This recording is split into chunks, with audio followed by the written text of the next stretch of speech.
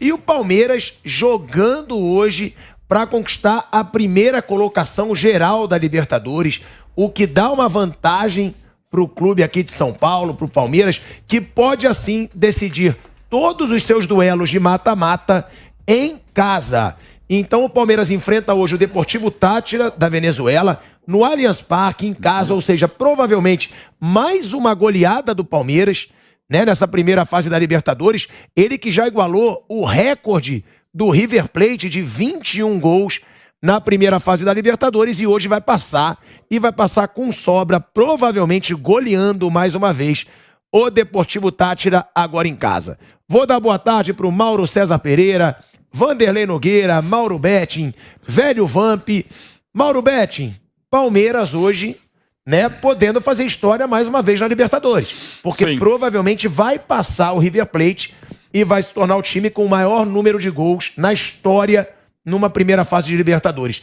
É um jogo fácil? Muito. Outra, qual a importância de ser o primeiro colocado geral da Libertadores, Mauro? É Boa tarde. molezinha. Não, o Vanderlei sempre brinca, né? Que ele fala, não, molezinha. Eu sempre falo que não, até porque historicamente o Palmeiras tem essa coisa de... Eu sou 2 ou 5? Pode berrar aí, chefia. Não enxergo mesmo. Eu sou a câmera 2. 2, tá bom. Pra você ver como eu enxergo bem. Assim, o Palmeiras tem essa coisa histórica de eu preferir pegar o Bayern de Munique, o Real Madrid, o Liverpool, a pegar o time da Jovem Pan com o Vampeta e com o Márcio Espímpola como opção de velocidade. Enfim, tem essa coisa. Mas agora o Palmeiras vive um momento muito bom. Para mim, tecnicamente, é o melhor. Técnica e taticamente, o time mais consolidado do Abel desde que ele chegou em novembro de 2020 é esse. Tem tudo para superar o recorde do River de 2020, tem tudo para superar a melhor campanha da história de uma fase de grupos do Boca Juniors. E é bom lembrar que desde 2000, logo depois do Palmeiras ter ganhado a primeira Libertadores, quando ampliou-se a Libertadores, ficou menos complicado ter a fase de grupo assim. O Palmeiras deu muita sorte dessa vez no sorteio, mas teve muito mérito. Não é só isso, meteu 8-1 no Independente Petroleiro e olha que não jogou ainda com toda a cavalaria. E nem deve jogar hoje. Um ou outro deve ser poupado e é o correto para o Palmeiras, para o Corinthians, para o Flamengo, para todo mundo com esse calendário intenso e insano. E o Palmeiras vai quebrando recordes, vai mantendo uma invencibilidade histórica fora de casa, evidentemente não é o caso hoje. Mantém-se como o time que mais venceu entre os brasileiros, o que mais gol fez. Aliás, entre os 10 maiores ataques da Libertadores, em números absolutos ele é o 6º, e entre esses 10 ele tem a melhor média de gols da história de toda a Libertadores. E deve fazer história. Você destaca um ponto importante, que é o fato de poder, até a semifinal, claro, não a decisão em jogo único em Guayaquil, jogar em casa, mas o Palmeiras, um dos grandes feitos dessa campanha do bitricampeonato de 2021 é que o Palmeiras nunca jogou com torcida. Nunca, mesmo quando definiu, até no jogo contra o Atlético Mineiro, o primeiro, uma decisão para mim correta da diretoria, ele não jogou com torcida, na volta do Mineirão tinha a torcida inflamada do Galo e passou do jeito que passou, mas passou, né? Então assim, o Palmeiras, o fator torcida não tem sido tão importante, inclusive essa deve ser a torcida de menor número na história do Palmeiras jogando no Allianz Parque, mas mesmo assim é claro que a torcida do Palmeiras ajuda demais, como ajudou na vitória, na goleada sobre o São Paulo na final do Paulista, mas nem isso tem sido determinante para o Palmeiras fazer história como tem feito e vai continuar fazendo hoje. Mauro César, se o Palmeiras do Abel Ferreira ele vence hoje, o que vai acontecer? Não tem nem como perder para o Deportivo Táchira, principalmente com essa campanha do Palmeiras. Ele vai estabelecer a melhor campanha da história da fase de grupos da Libertadores.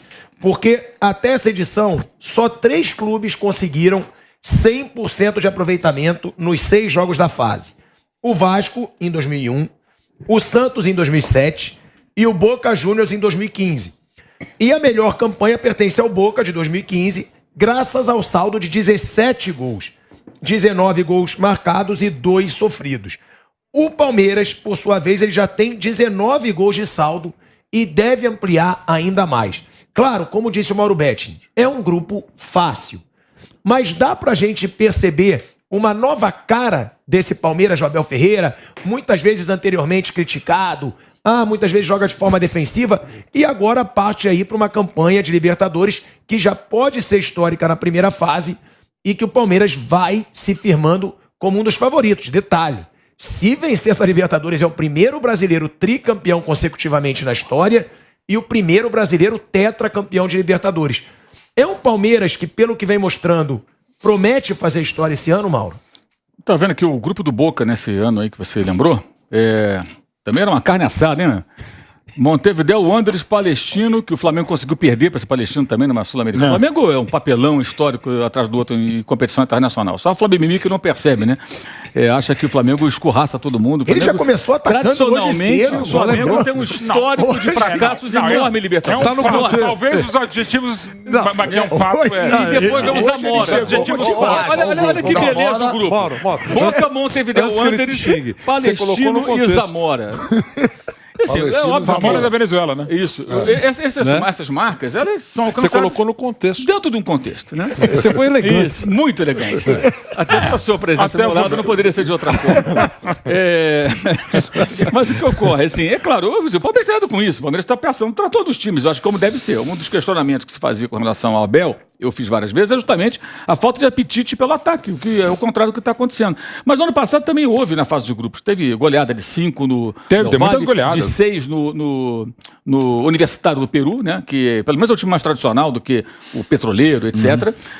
Mas quando chegou numa fase de mata-mata contra o Atlético, o Abel fez um futebol completamente diferente. Eu acho que a gente vai ter uma noção dessa transformação, dessa mudança, ou eu chamaria até de evolução, se ela se concretizar, do trabalho do treinador, mais adiante, quando acontecerem esses confrontos que podem colocá-lo no caminho de uma estratégia parecida com aquela do Atlético, por exemplo, no ano passado, ou não. Pode ser que ele jogue de uma outra forma. Eu acho que o Palmeiras está mudando, eu acho que isso é natural, é saudável e necessário no trabalho de um técnico jovem que tente diversificar a sua forma de jogar, que faça com que a sua equipe jogue de diferentes maneiras.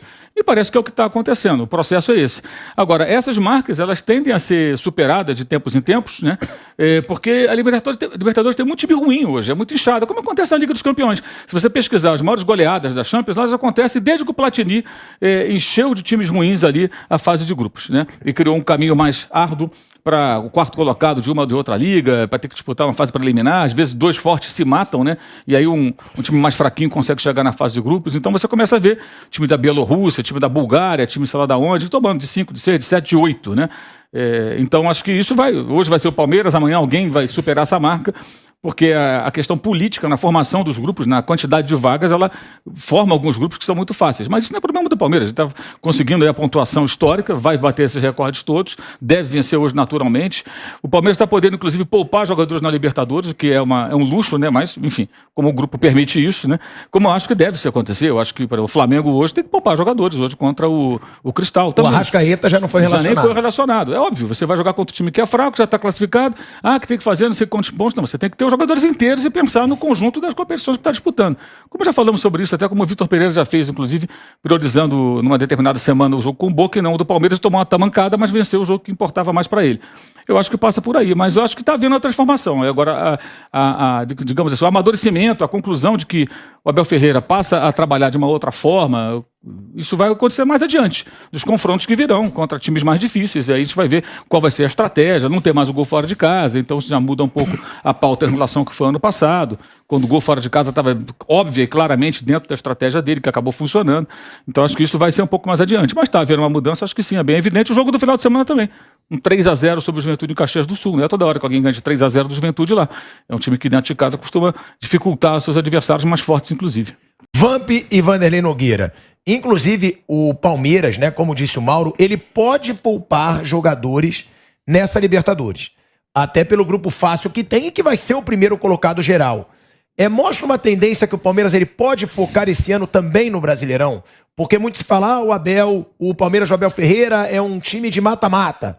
Mas esse ano já está ali bem perto da liderança.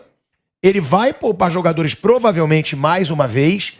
E outra coisa também que é muito importante chamar a atenção, que o Abel, ele escalou força máxima apenas uma vez nessa edição da Libertadores. Ou seja, o Palmeiras pode também focar no Brasileiro e pode ser um ano onde o Abel consiga chegar forte nessa disputa por pontos corridos?